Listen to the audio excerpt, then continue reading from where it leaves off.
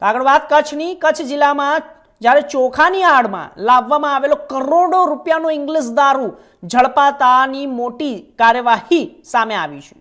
પૂર્વ કચ્છ વિસ્તારમાં state monitoring cell દ્વારા વધુ એક સફળ દરોડો પાડવામાં આવ્યો છે.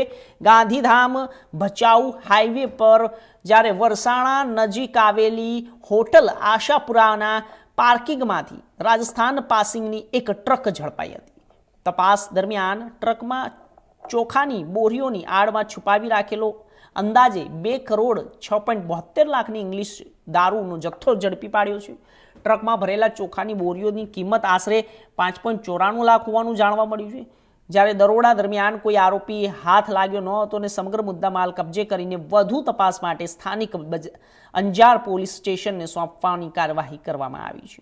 સ્ટેટ મોનિટરિંગ સેલ દ્વારા કરવામાં આવેલી આ કાર્યવાહીની ગેરકાયદે દારૂના જથ્થાની હેરાફેરી કરનાર તત્વોમાં ચકચાર મચી જવા પામી છે.